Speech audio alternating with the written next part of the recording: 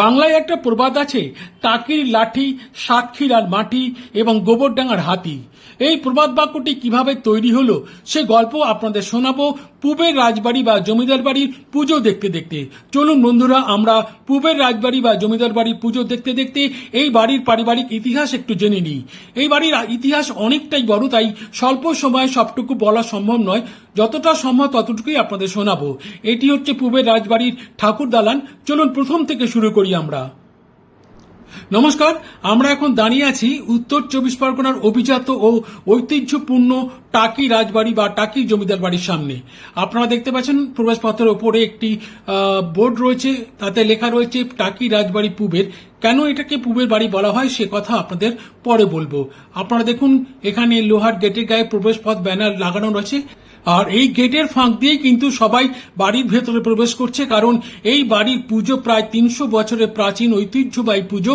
সেই পুজো সম্পর্কে আপনাদের আরো অনেক তথ্য পরবর্তীকালে পরিবেশন করব। আপনারা দেখতে পাচ্ছেন এখানে গাছের গায়ে একটি পূবের রাজবাড়ির লেখা রয়েছে একটি ব্যানারে। আপনাদের বাড়ির সামনের দিকটা দেখানোর চেষ্টা করছি। দূরে দেখতে পাচ্ছেন একতলা টাকি জমিদার বাড়ি, সামনে অনেকটা খোলামেলা জায়গা, কিছু গাছপালাও আছে। টাকি পূবের জমিদার বাড়ির সামনে একটি পুরনো আমলের কামানো আছে, আপনারা দেখতে পাচ্ছেন। দূর থেকে দেখানোর চেষ্টা করছি আপনাদের। আর পথের দুপাশে কিন্তু দুটো প্রহরী রয়েছে, যদিও সেটা পুতুল।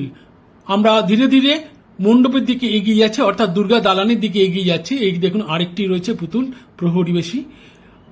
আর দুপাশে কিন্তু বাড়িটিকে একটু দুর্গাপুজোর জন্য সাজিয়ে তোলা হয়েছে, আপনারা সে দৃশ্য দেখতে পাচ্ছেন।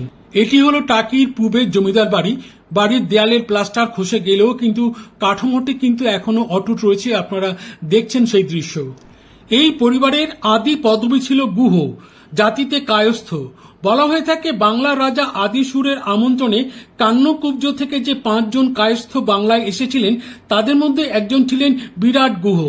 এই বিরাট গুহই হলেন রায়চৌধুরী পরিবারের আদি পুরুষ।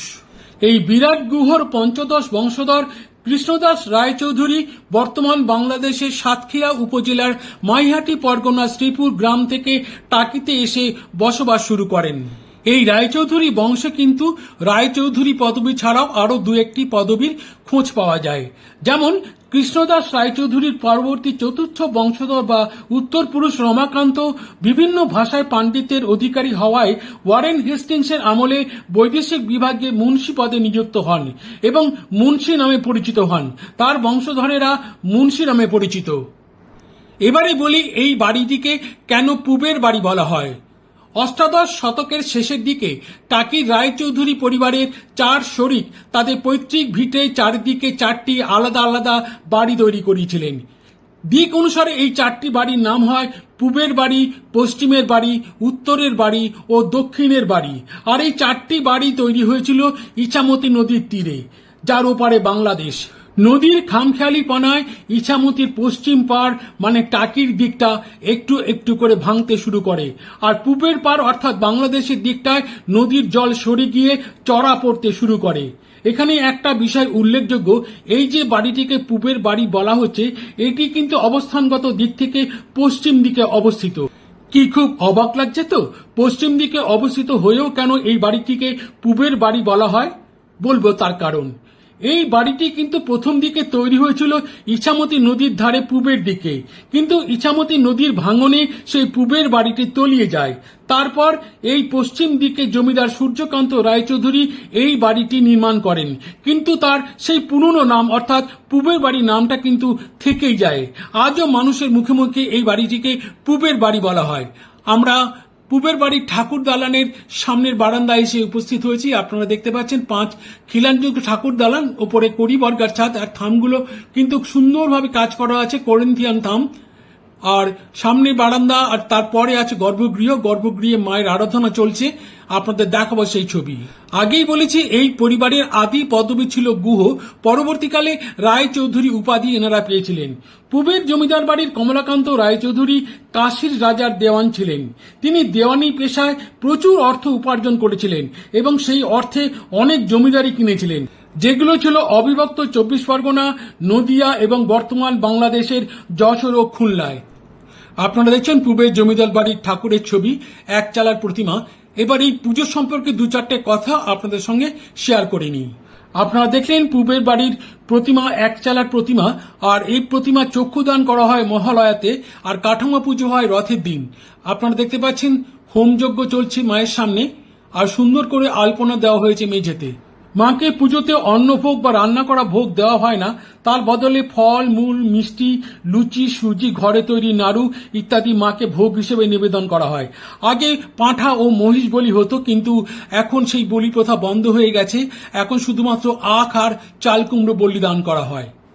বিজয়া দশমীর দিন মাকে বড় একটা কাঁসার থালায় পান্তা ভাত, কচু শাকের ঘন্ট এবং চালতাল চাটনি দেওয়া হয় ভোগ হিসেবে। এবং দশমীর দিন তিথি হিসেবে যাত্রা মঙ্গলের দর্পণে বিসর্জন, তারপর মাকে বরণ এবং সিঁদুর খেলা হয়ে থাকে। এবং সন্ধ্যায় ২৬ জন পালকি বেহারার কাঁধে চেপে মাকে নিয়ে যাওয়া হয় ইছামতির তীরে বিসর্জনের জন্য। এই বাড়ির প্রতিমা বিসর্জনের দৃশ্য কিন্তু দেখার মতো। পাশাপাশি দুটো নৌকার উপর মায়ের প্রতিমা বা মূর্তি রাখা হয় এবং দুটি নৌকা দুপাশে ক্রমশ সরে যায় এবং মায়ের মূর্তি গঙ্গার জলে নিমজ্জিত হয়। এবং পূবের বাড়ির প্রতিমা বিসর্জন হওয়ার পর সমস্ত প্রতিমাকে বিসর্জন দেওয়া হয় এই ইছামতি নদীর জলে। এবারে বলবো সেই প্রবাদ বাক্যে কেন টাকির লাঠি কথাটি ব্যবহার করা হয়েছে। আপনারা এবার পর্দায় দেখতে পাচ্ছেন সেই 5 খিলানযুক্ত ঠাকুর দালান, একতলা দালান রীতিতে তৈরি, থামে সুন্দর কাজ করা আছে, যদিও দেয়ালের প্লাস্টার অনেক আগেই খসে গেছে। প্রতি বছর এই বাড়ির পুজো বা প্রতিমা দেখার জন্য স্থানীয় মানুষরা তো বটেই, বহু দূর দূরান্ত থেকে মানুষেরা আসেন এই বাড়ির পুজো ও প্রতিমা দর্শনের জন্য। আপনারা দেখতে পাচ্ছেন মণ্ডপের সামনে কিন্তু বেশ ভিড় রয়েছে। দূর থেকে দেখানোর চেষ্টা করছি এখানে। হ্যাঁ, যে কথা বলছিলাম, এই বাড়ির এক পূর্বপুরুষ মতিলাল, শোনা যায় তিনি ছিলেন ভীষণ সাহসী ও লাঠি খেলায় সিদ্ধহস্ত। তিনি একবার ৬-৭ জনের ডাকাত দলকে লড়াইতে হারিয়ে দিয়ে তাদেরকে বেঁধে টাকিতে নিয়ে এসেছিলেন। তখন থেকে একটা প্রবাদ চালু হয়ে যায়, টাকির লাঠি, সাতক্ষীর আর মাটি এবং গোবরডাঙ্গার হাতি, যে কথা আপনাদের আগেই বলেছি। বন্ধুরা, আজকের ভিডিও তাহলে এখানেই শেষ করছি। সবাই খুব ভালো থাকবেন, সুস্থ থাকবেন এবং আনন্দ থাকবেন। নমস্কার।